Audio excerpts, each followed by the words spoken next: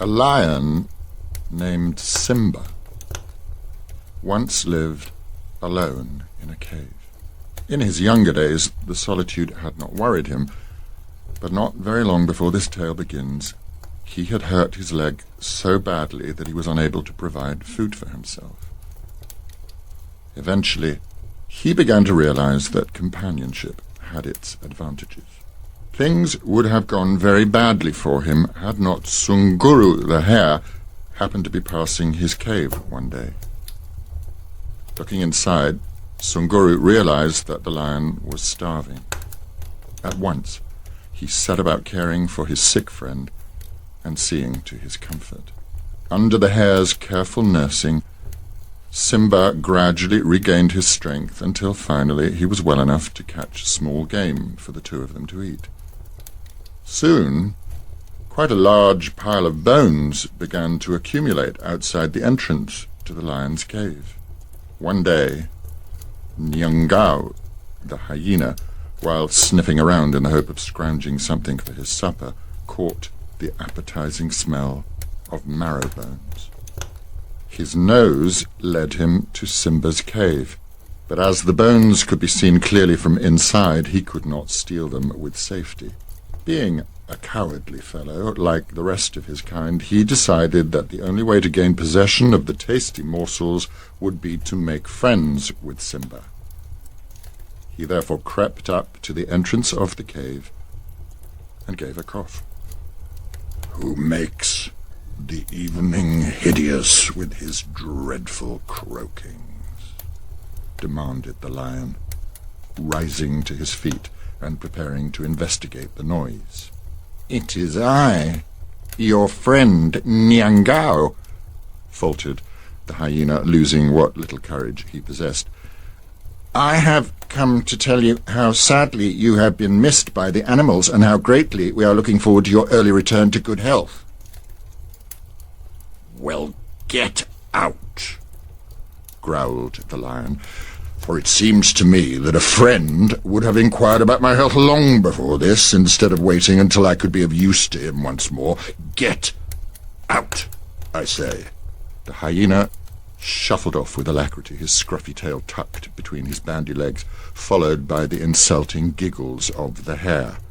But he could not forget the pile of tempting bones outside the entrance to the lion's cave. "I shall try again," resolved the thick-skinned hyena. A few days later he made a point of paying his visit while the hare was away fetching water to cook the evening meal. He found the lion dozing at the entrance to his cave. "Friend," simpered Nyangao, "I am led to believe that the wound on your leg is making poor progress due to the underhand treatment that you are receiving from your so-called friend Sunguru." "What do you mean?" snarled the lion malevolently. "I have to thank Sunguru that I did not starve to death during the worst of my illness, while you and your companions were conspicuous by your absence." "Nevertheless, what I have told you is true," confided the hyena. "It is well known throughout the countryside that Sunguru is purposely giving you the wrong treatment for your wound to prevent your recovery, for when you are well, he will lose his position as your housekeeper, a very comfortable living for him, to be sure. Let me warn you, good friend, that Sunguru is not acting in your best interests." At that moment, the hare returned from the river, his gourd filled with water. "Well," he said, addressing the hyena as he put down his load, "I did not expect to see you here after your hasty and inglorious departure from our presence the other day. Tell me, what do you want this time?" Simba turned to the hare. "I have been listening," he said, "to Nyangao's tales about you. He tells me that you are renowned throughout the countryside for your skill and cunning as a doctor. He also tells me that the medicines you prescribe are without rival, but he insists that you could have cured the wound on my leg a long time ago, had it been in your interest to do so. Is this true?" Sunguru thought for a moment.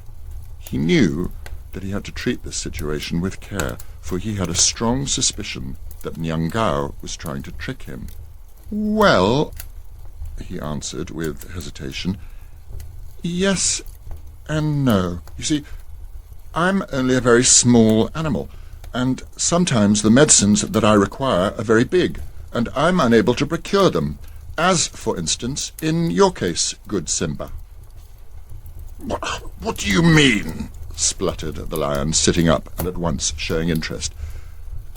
"Just this," replied the hare. "I need a piece of skin from the back of a full-grown hyena to place on your wound before it will be completely healed." Hearing this, the lion sprang on to Nyangao before the surprised creature had time to get away. He tore a strip of skin off the foolish fellow's back from his head to his tail and clapped it on the wound on his leg. As the skin came away from the hyena's back, the hairs that remained stretched and stood on end. To this day, Nyangao and his kind still have long, coarse hairs standing up on the crests of their misshapen bodies. Sunguru's fame as a doctor spread far and wide after this episode, for the wound on Simba's leg healed without further trouble. But it was many weeks before the hyena had the courage to show himself in public again.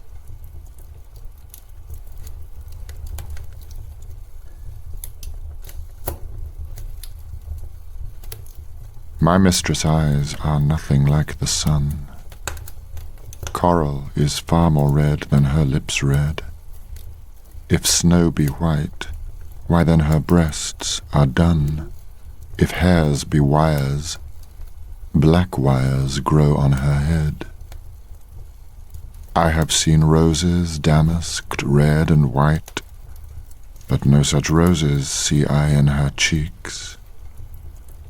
And in some perfumes is there more delight than in the breath that from my mistress reeks. I love to hear her speak, yet well I know that music hath a far more pleasing sound. I grant I never saw a goddess go. My mistress, when she walks, treads on the ground. And yet, by heaven, I think my love as rare as any she belied with false compare.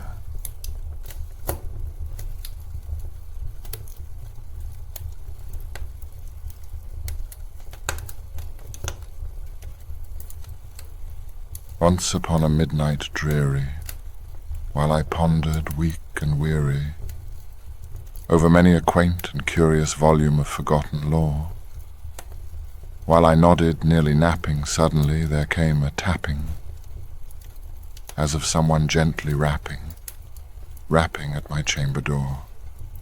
"'Tis some visitor," I muttered, tapping at my chamber door. Only this, and nothing more. Ah, distinctly I remember it was in the bleak December, and each separate dying ember wrought its ghost upon the floor.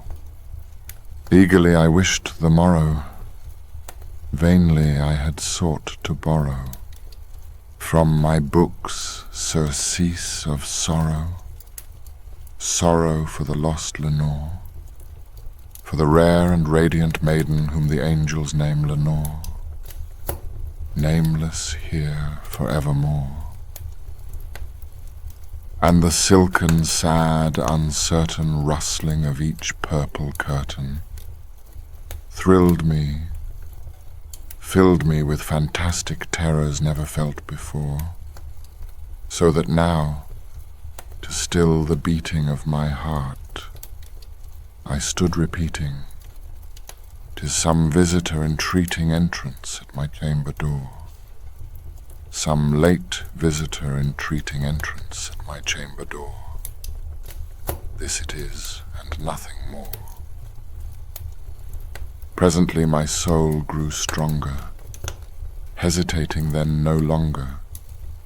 "Sir," said I, "or madam, Truly your forgiveness I implore, but the fact is I was napping, and so gently you came rapping, and so faintly you came tapping, tapping at my chamber door, that I scarce was sure I heard you. Here I opened wide the door, darkness there and nothing more. Deep into that darkness peering, long I stood there wondering, fearing, doubting, dreaming dreams no mortals ever dared to dream before. But the silence was unbroken, and the stillness gave no token, and the only word there spoken was the whispered word, Lenore. This I whispered, and an echo murmured back the word, Lenore. Merely this, and nothing more. Back into the chamber turning, all my soul within me burning. Soon again I heard a tapping somewhat louder than before. Surely, said I, surely that is something at my window lattice. Let me see then what thereat is, and this mystery explore. Let my heart be still a moment, and this mystery explore. 'Tis the wind, and nothing more. Open here I flung the shutter, when, with many a flirt and flutter, in there stepped a stately raven of the saintly days of yore. Not the least obeisance made he, not a minute stopped or stayed he, but, with mien of lord or lady, perched above my chamber door, perched upon a bust of Pallas just above my chamber door, perched and sat, and nothing more. Then this ebony bird beguiling my sad fancy into smiling, by the grave and stern decorum of the countenance it wore. Though thy crest be shorn and shaven, thou, I said, art sure no craven, ghastly grim an ancient raven wandering from the nightly shore. Tell me what thy lordly name is on the night's Plutonian shore, quoth the raven. After a few days of war, the Sarajevo streets were a catwalk for dogs. Perfumed dogs, well-groomed dogs, dogs with cut-glass collars and not a flea between them. Their owners had left them, as they left the burning city. The trash heaps became a battlefield where the lapdogs lost to an army of strays, lean-limbed and mangy with hate. Cowering and cleansed, the back-alley refugees retreated to the doorways of locked apartments, barking an answer to each unearthly whistle as the morning shells came in. One of those locked apartments where we kicked down the door, searching for a bastard sniper, and found the skeleton of an old woman, fused to a kitchen chair, yes, merged with the wood. She had starved to death, sitting next to a pantry crammed with cans of food. We spent a long time debating the crucial issue of her religion. Yakety-yak. We could get no clue from the photos that littered the place, or the needlepoint of a Knighton castle, or the 100 bottles of perfume placed around her bed. Her piously folded hands remained a secret. It was dawn before the argument died out, and we carried her into the street where dogs were fighting amid the garbage. Nothing they wouldn't risk, nothing they wouldn't eat. Who cares anyway? Who knows whether she even believed in God? By God, God will find his hands full after this war, someone said, and we fell silent, pretending not to see her silly grin. and the sudden silver glint of the can opener on its chain around her neck. This is beginning after everything. After I buried my mother under fire, I sprinted from the graveyard. After the soldiers came with my brother wrapped in a tarp, I gave them back his gun. After the fire in the eyes of my children as they ran to the cellar, the rats ran ahead of them. After I wiped the old woman's face with a dish towel, terrified to reveal a face I knew. After the ravenous dog feasting on blood, just another corpse in Sniper's Alley. After everything, I wanted to write poems like newspaper reports, so heartless, so cold, that I could forget them. Forget them in the same moment that someone might ask me, "Why do you write poems like newspaper reports?" Christmas. I'm blind, I say. I don't speak again for a very long time. Of course, I'm lying about being blind. If I look out of the window to where the children are singing carols, I see how the snow seems to fetch a rainbow. I see frozen songbirds fall from the branches. I see a butcher haul a slaughtered lamb down the street. It is night. An icon burns in the stove. There's a seamless drone from the airport that makes me want to weep. I am blind, I say. I am blind. She doesn't say a word. She beats the devil's tattoo on the tabletop. I've forgotten, I whisper. I don't speak again for a very long time. Of course I'm lying about having forgotten. I think back to hoofprints in the snow and dogs on a leash. It was a manhunt. I remember my father laughed when I barked at the birds. Have you ever noticed how a vacuum cleaner sounds like a plane in takeoff? Or how a TV left on too long will fix a room with a hot and heavy smell? Have you noticed the depth of frost? I ask her. Have you noticed this incredible frost at all? She's got nothing to say for herself. She might not have heard. I won't speak again. I'll sit here and watch the traffic lights adapting endlessly to whatever's best. That's me. I'm just like that. A whole universe buzzes above the control tower. Isn't that strange? Fish in the depths are strange, the way they live. The smell of hay in an orchard is too strange for words.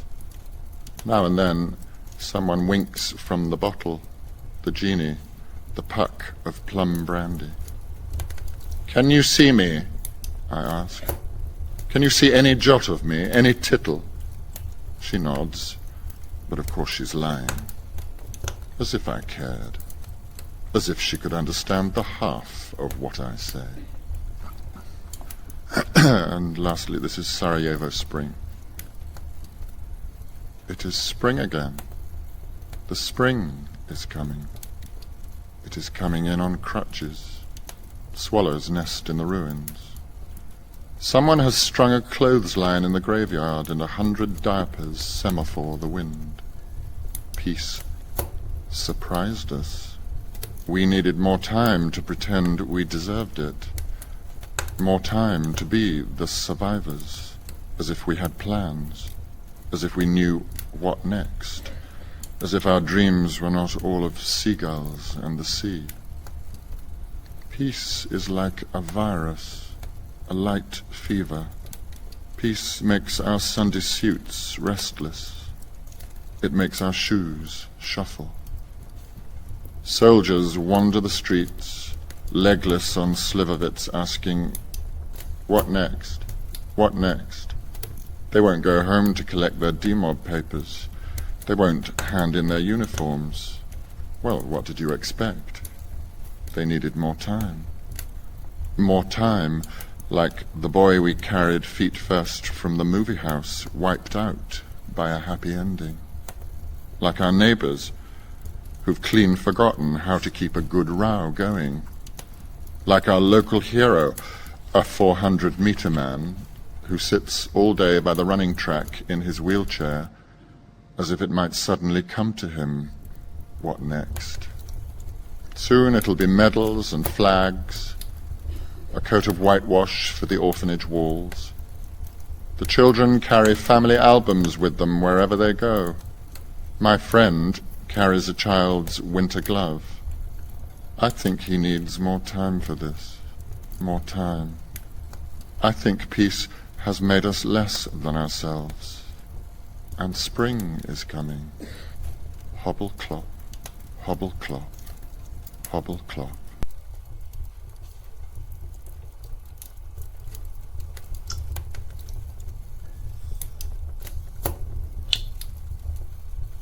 How's your Spanish? There's a poem I wanted you to translate. I read it. There's a bit that I wanted to tell you, and I wanted you to hear.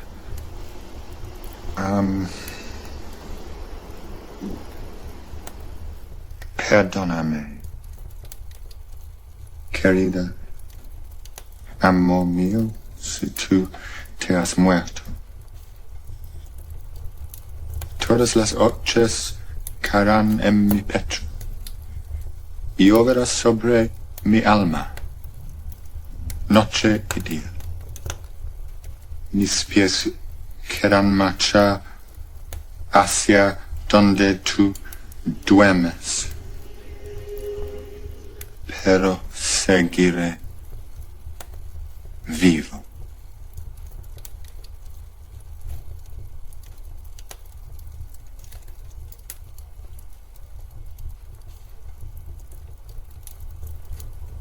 This is the tale of a boy who used magic. His reasons were sound, but the outcome was tragic. Look at him, stupefied, trapped in a bubble. Allow me to outline the cause of the trouble. Rupert Shelley, for that was this young fellow's name, was like other children, but not quite the same.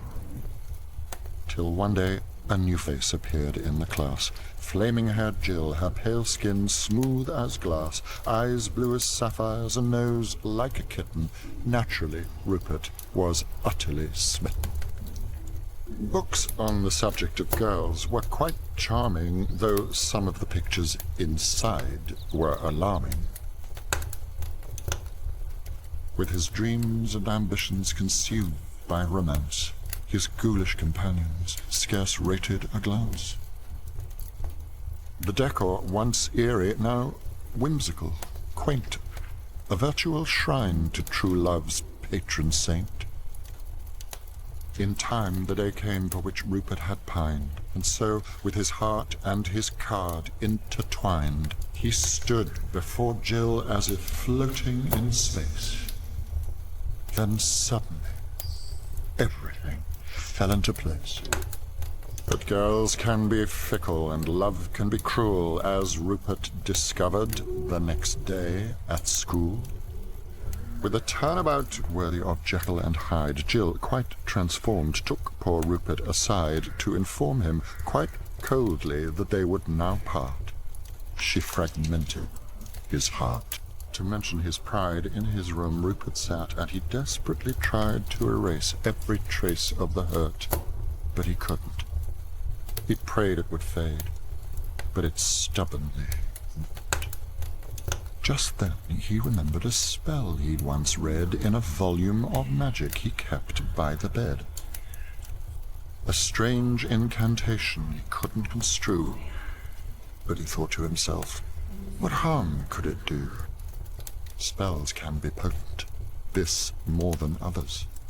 To Rupert's surprise, not to mention his mother's, in class the malevolent taunts of his peers were now indistinct mumbles that fell on deaf ears.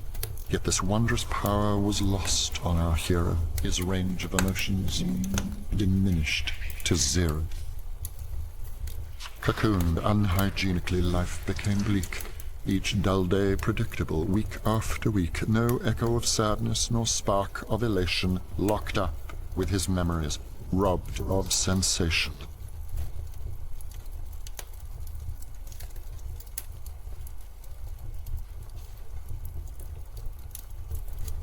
A sweet disorder in the dress kindles in clothes a wantonness. A lawn about the shoulders thrown into a fine distraction.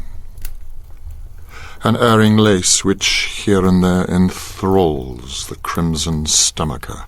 A cuff neglectful, and thereby ribbons to flow confusedly. A winning wave, deserving note in the tempestuous petticoat. A careless shoestring, in whose tie I see a wild civility do more bewitch me than when art is too precise in every part.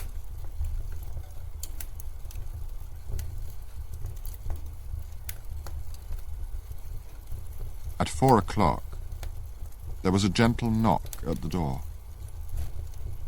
It was from Charlie, who had been sent by Captain Vi to inquire if anything had been heard of Eustacia. The girl who admitted him looked in his face as if she did not know what answer to return, and showed him in to where Ven was seated, saying to the Riddleman, "Will you tell him, please?" Ven told. Charlie's only utterance was a feeble, indistinct sound. He stood quite still. Then he burst out spasmodically, "I shall see her once more." "I dare say you may see her," said Diggory gravely. "But hadn't you better run and tell Captain Vi?" Yes. Only I do hope I shall see her just once again." "You shall," said a low voice behind.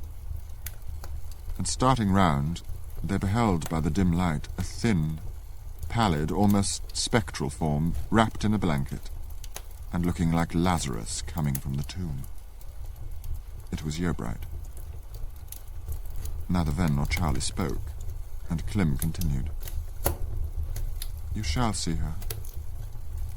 There will be time enough to tell the captain when it gets daylight. You would like to see her too, would you not, Diggory? She looks very beautiful now." Ven assented by rising to his feet, and with Charlie he followed Clym to the foot of the staircase, where he took off his boots. Charlie did the same. They followed Yeobright upstairs to the landing, where there was a candle burning, which Yeobright took in his hand, and with it led the way into an adjoining room. Here he went to the bedside and folded back the sheet.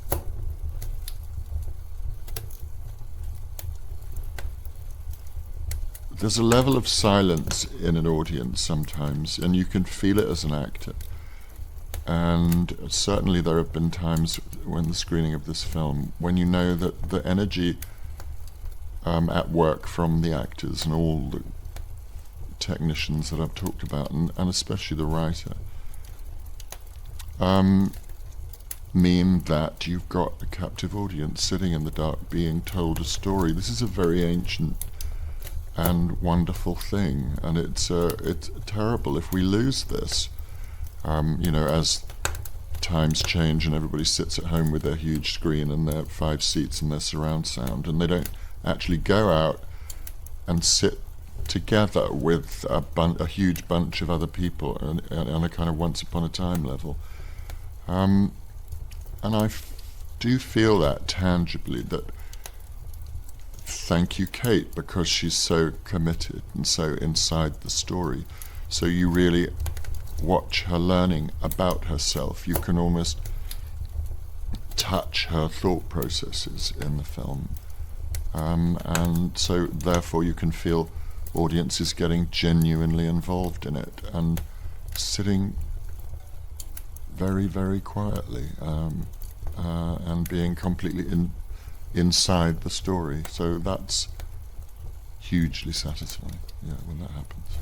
It's a very weird thing that happens. It's a bit like a kind of microcosm of what I've just talked about, because on the film set you may have a scene between 2 people, but there's probably about 30 or 40 people with clipboards all around it. everybody kind of knows. There's a common concentration happens, and thank God the plane didn't fly over, or the sound man didn't come out from behind his bush saying, sorry, we got to go back. Well, if you're loved and cherished by your family, then that's kind of all you remember. You don't particularly remember deprivation, because your hard-working parents are fighting hard to put food on the table, and so you don't have any memory of being hungry or cold, because they've worked hard to prevent that. When I was 8, my father died, so that was very measurably a time when we knew things were difficult, because my mother had to go out to work to feed us.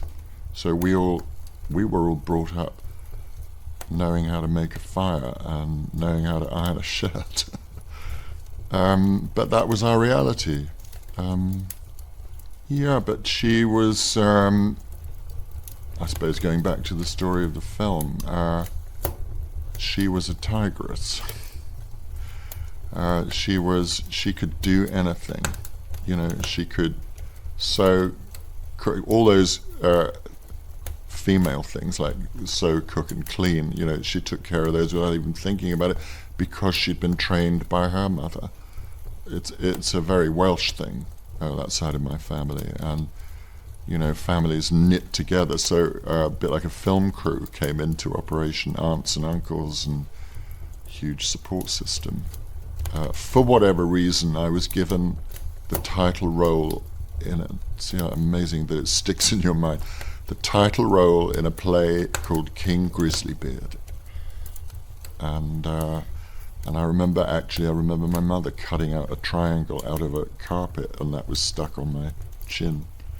But it was the first time I'd felt, I don't know whether it's about feeling the power you can have as an actor, but it goes back to what I was saying about that silence. You're involved in a story, and then there's a load of people in front of you, and they've gone really quiet.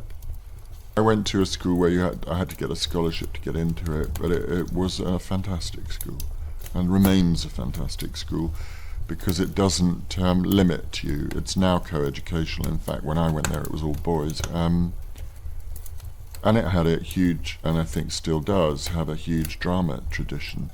But when I was at that school, which would be 11 to 18, I was also very involved in the art department. And because it was a very high-achieving academic school, the idea of going to drama school didn't really enter my head at all. It was a question when I was 18 of whether I would go to university and read English or go to art school. And I went to art school, but still with this thing drilling away in my brain about acting.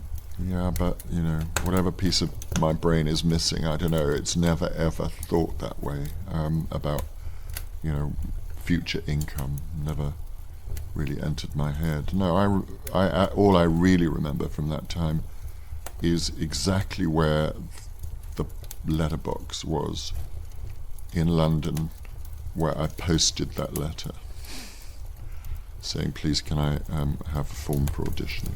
And I absolutely remember posting it. You get the costumes, and then you sort them out and help the actor if there's something difficult to button up or something that's got to be fastened behind in the dressing room. And then if they've got changes, down to the wings with the quick change costume, and they're standing there ready in the dark with the shirt and helping them out of one costume and into the next. I don't know what the word would be, whether it's hungry. It's a bit like being a child standing in the dark in the wings, and as it happens, in that production, which was a play by John Osborne called West of Seward, was Sir Ralph Richardson, truly one of the greatest actors. Well, I knew I wanted to do it, and now you're watching one of the greatest actors that ever lived, and you're in the wings, in the dark, and he's on stage. And then, as it happened, he was also on stage with Nigel Hawthorne, and a few years down the line, I ended up working with Nigel Hawthorne. So then you learn that the theatre throws these sort of things at you. You can be, and even more so now when there's no real repertory system anymore in England. Somebody can come out of drama school at 20-something or other and be working opposite Judi Dench or whoever the next day or the next week. So you've got to be ready for that, but don't be arrogant about it either, because these people really know what they're doing. I did talk to her because I said to the producers when I was asked to play it, because you have to remember that only 3 books had been written when we started filming them, and I said I have to talk to her because I don't know how to play this part, because it seems to be travelling potentially down 2 avenues at the same time. And so they arranged for us to speak, and I got put through to her on the phone. She was with her sister at the time, and she said, "I can't talk now."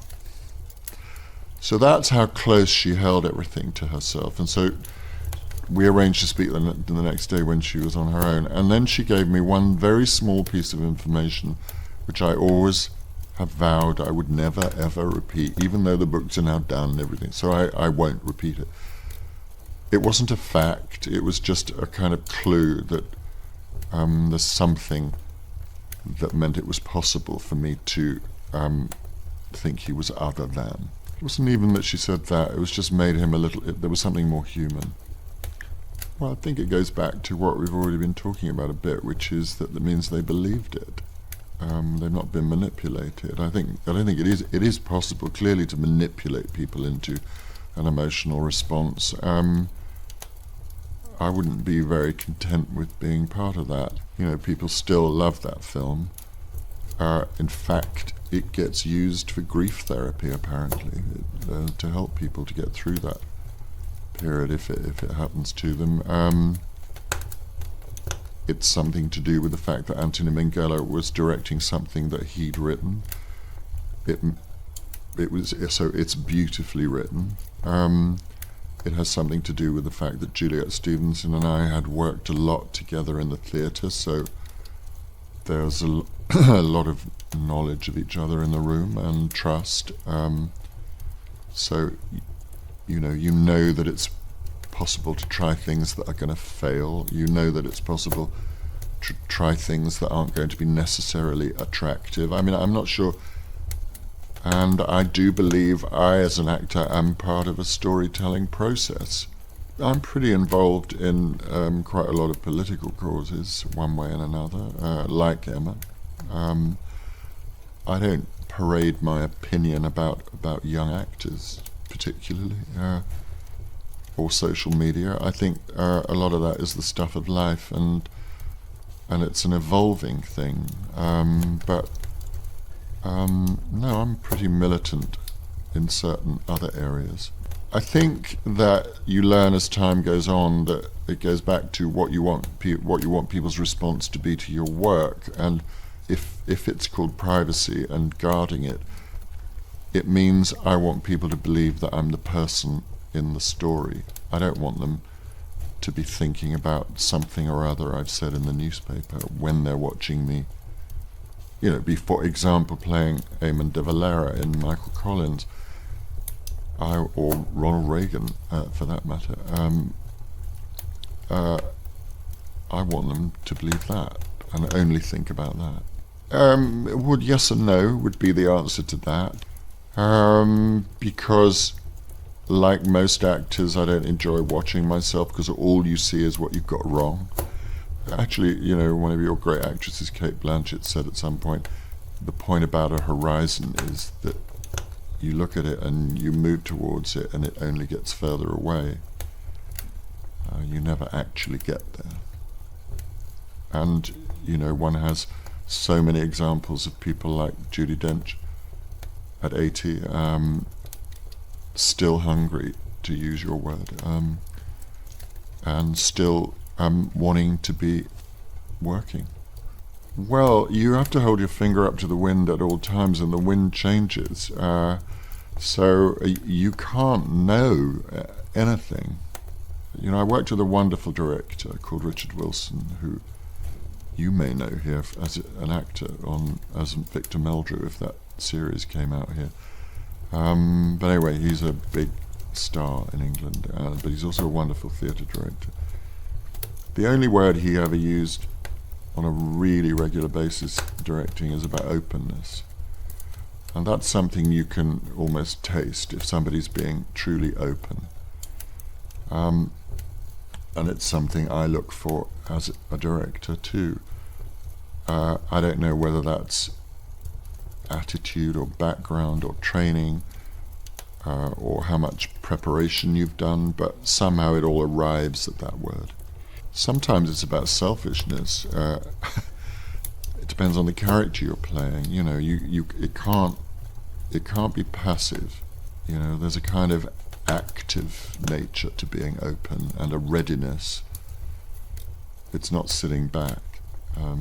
Generosity is part of it, but making a gift of yourself is quite an active thing to do and quite a challenging thing to do to your fellow actor or to the audience. It's not a safe place to be at all. Whenever young actors now say to me, what advice do you give me? I'm thinking about training, I want to be an actor or whatever. I say, forget about acting. And I really mean it at that point in time, because whatever you do as an actor is cumulative. It's about, so I say, go to art galleries, listen to music, know what's happening on the news in the world, and form opinions, develop your taste and judgment, so that when a quality piece of writing is put in front of you, your imagination, which you've nurtured, has something to bounce off of. Yeah, and then you have to start learning about courage, I think. Yeah, because you have to be courageous with yourself on stage, I think, emotionally. I was talking about this morning, actually, because I watched a while ago, jumping about here, but I watched one of those TED Talks with Jill Bolte Taylor, and she's there on her TED Talk holding up a brain and showing the two halves of the brain and saying, here's the analytical side and here's the imaginative side. And it made me think that actually one thing that actors and dancers, singers, musicians do is to actually use both sides of their brain at the same time, because you have to hand yourself over completely to whatever are the emotional demands of a part, but certainly and in front of a film camera, but certainly on stage, there's this kind of Geiger counter, this laser or something that is at exactly the same time assessing what's happening out there and what's happening there to the person you're talking to. And did this word land, or now that one didn't land, now I'm going to have to pick up that word. The bit of you that doesn't know it's lying, because of course we're divided from the neck up. You're at the mercy of some version of the elements when you go out there, and so it should be. You feel moments when it comes unstuck and the whole audience knows that something's gone wrong, and a certain silence descends, because they're suddenly aware that you're an actor and you're not. They don't believe in you and the character for that second, and then you've got to work hard for the next 5 minutes. It's okay. Poets or any other, well, that we are different because we interpret, we don't actually create in that sense, but not if I can help it. No, it doesn't thrill me. Yes, but you only speak as a human being in life, and therefore if you're trying to reproduce life on stage, and whenever I've talked to students, or indeed worked with young actors when I was directing The Winter Guest as a movie particularly, I have an absolute mantra, which is that you only speak because you wish to respond to something you've heard. So the notion of an actor going away and looking at a speech they have in their bedroom alone at night is a complete nonsense to me. What you have to say is completely incidental. All one wants to see from an actor, to me, is the intensity and accuracy of their listening. And then what you have to say will become automatic. And then it will be free and alive. And then you can work on it and shape it and talk about it. But the basic kind of engine to it is how accurate is your listening and how alive are you to your fellow actors, and how accurate is your your response and how bold. I'm not sure that I'm very good at anything else. With most actors, I think it becomes an inevitability. You really do discover that it was what you were supposed to do. I think in retrospect, I knew that I would eventually, but I couldn't form that as a thought, and there were other things to get out of the way before I eventually found myself at a drama school. And I remember the sensation of, because I think most of us spend the vast proportion of our lives functioning like from the neck up and forget about the rest of us. And I remember the first week I was at drama school, it was like from the neck down, sighed with relief. Well, that's a great compliment. Well, the thing is that acting, the more I do it, the more mysterious the whole thing becomes, because the more you do it, the more you realize that it's about listening and not doing, and it's about handing yourself over and being as open as possible to other influences rather than imposing yourself on something. And so you try to get more and more open, and then more and more things start to just happen. So you become a kind of receptacle.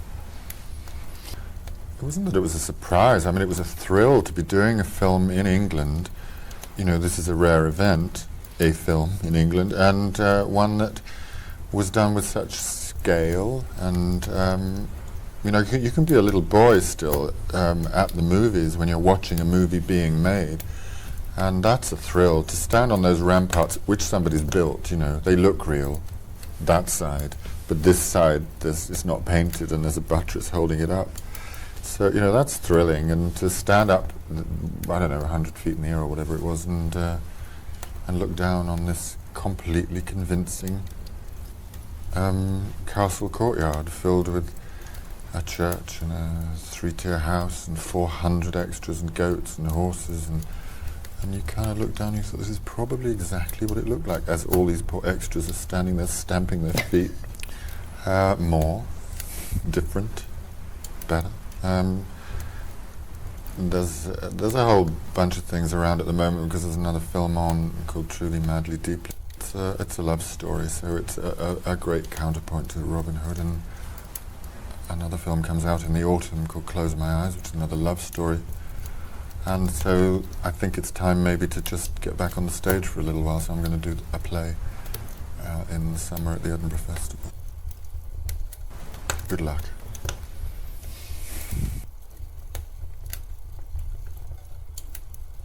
Le point du jour à nos bosquets rend toute leur parure. Flore plus belle à son retour, l'oiseau reprend du chant d'amour, tout célèbre dans la nature le point du jour. Le point du jour cause pas froid, cause douleur extrême. Que l'espace des nuits est court, pour le berger brûlant d'amour, forcé de quitter ceux qu'il aime au point du jour.